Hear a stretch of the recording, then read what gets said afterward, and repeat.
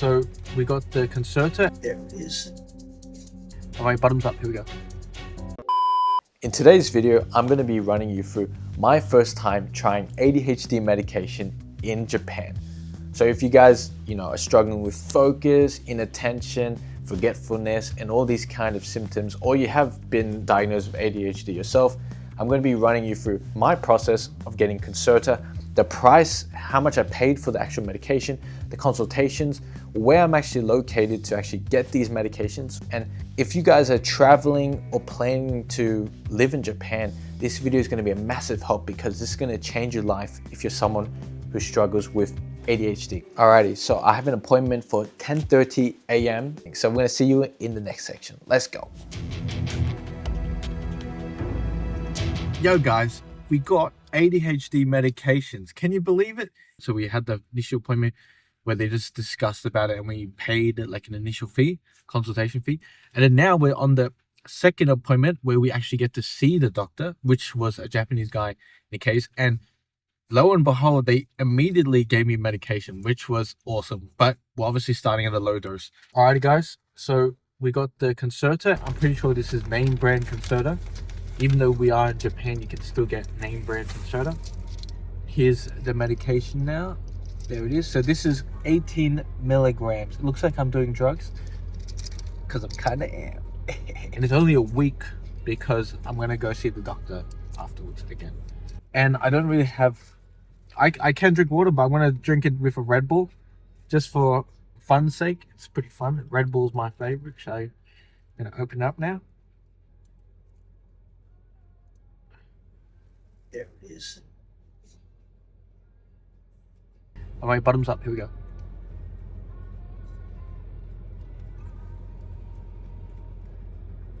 Oh yeah, I haven't taken ADHD meds for the last like 2 years, 1 to 2 years, something like that. And last time I got them, it was from my neighbor in Sydney, Australia. A big thanks to that guy. But anyway, there we go. So it should be about like 30 minutes to an hour to feel the effects. Again, very low dose, as you can see here. I'm just going to show you. I don't think it has any sensitive information, but if it does, I'll blur it out.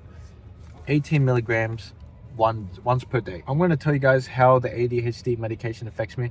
I'm also going to journal about it. I'm going to write it down because I think this is a big deal for me, and yeah, especially for my content creation and trying to be more consistent. So yeah, bit of a do, stay strong. That should have...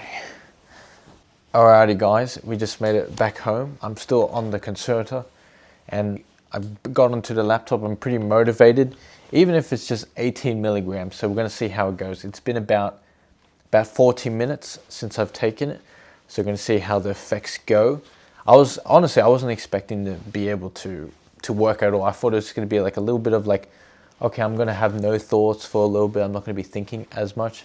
But it turns out I do have no thoughts in my mind. I'm pretty like relaxed, chill. I feel like kind of like a robot. Like I just want to sit down and do stuff, and I'm a little bit impatient.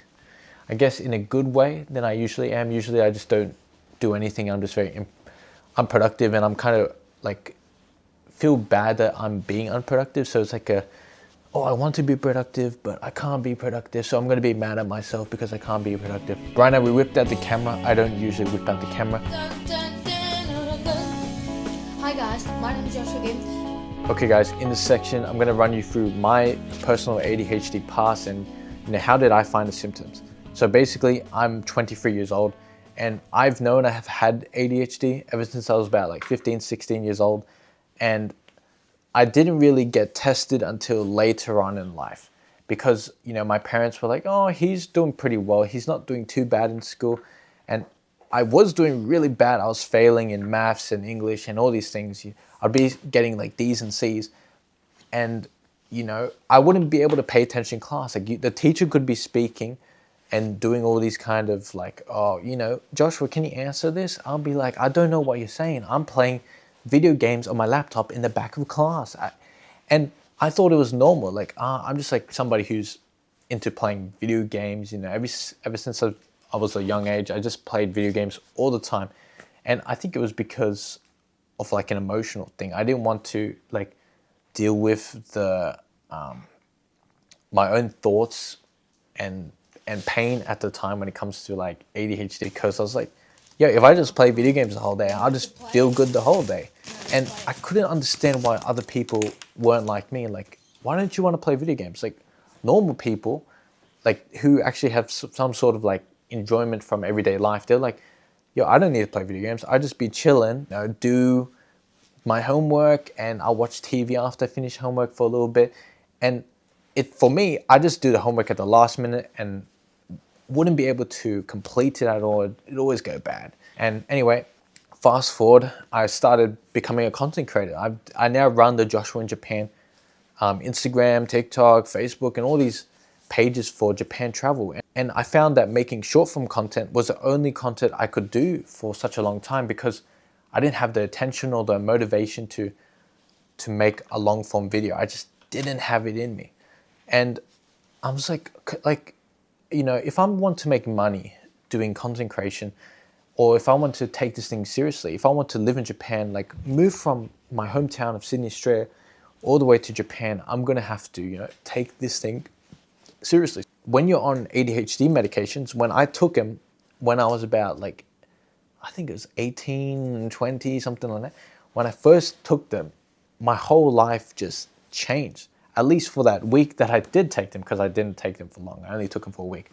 Like, I was able to make videos very quickly. I would be able to find my parents interesting to talk to. When my parents talk, I find what they're saying very interesting, which is like, yo, that's completely different to how it usually is. I don't like waiting my turn in conversations. I can't, you know, sit there and be like, yeah, he's talking.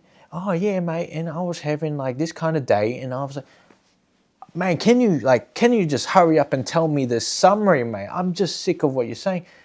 But after I took the ADHD medication, I'm like, okay, I'm interested in what you're saying, and I can keep eye contact and all these things. But so far, like, it's been a breeze getting diagnosed here in Nagoya, Japan. I would not believe it was this easy.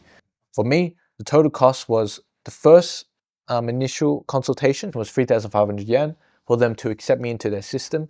The second one was an actual appointment, and that was 13,000 yen, which is about 120 Australian dollars. Compared to Australia or America, obviously it's very cheap. And you do get medication. At least in my case, when I went, which is the 1st of April 2026, they did offer me medication to try out straight from the get-go, which I'm really grateful for. And I thought I was going to be waiting, and I honestly need the medication so I can work on videos and content creation like that. So I personally started taking a lot of supplements, and I can't recommend you to take them, but I'm going to say what I did take, which is like, I tried lion's mane, methylene blue, tonka ali for testosterone. Sometimes testosterone can affect focus. What else did I take? I'm going to like list it on screen, okay? I'm going to just list a bunch of supplements that I personally took that you can go research. If you want to do the natural route, it might work. L-theanine, caffeine, matcha, way better than coffee in my opinion for ADHD people. Coffee just makes me like anxious. I just feel like anxious, and I can't really work that well with coffee. Matcha definitely works, and if you're in Japan, well, you get an excess amount of matcha buying potential. So definitely keep that in mind. I don't really want to usually talk about my ADHD things, but I think it might help one of you guys out there who are struggling with ADHD and how much it sucks balls that maybe there's so many things that you want to accomplish, so many goals that you want to go after, but you just can't do them because you're stuck with shitty ass ADHD. But it can be a good thing, you know, the creativity, and once you make a routine for it, it can be good. But for those of you traveling, if you're traveling to Japan, or you're gonna plan to live in Japan and you have ADHD, I highly recommend speaking to a doctor, okay? I'm not a doctor. Go speak to your nearest psychiatrist. There's plenty of them in Japan, but you gotta definitely do some research online, because some of them, you know, some doctors aren't actually licensed to prescribe you Ritalin. I mean, not Ritalin. They're not able to prescribe you Concerta, which, what's the whole point of going to a psychiatrist if you're trying to get drugs, but they won't give it to you, right? So yeah, that's just my opinion on things. So anyway, guys, thank you so much for watching this video. And as always, stay strong.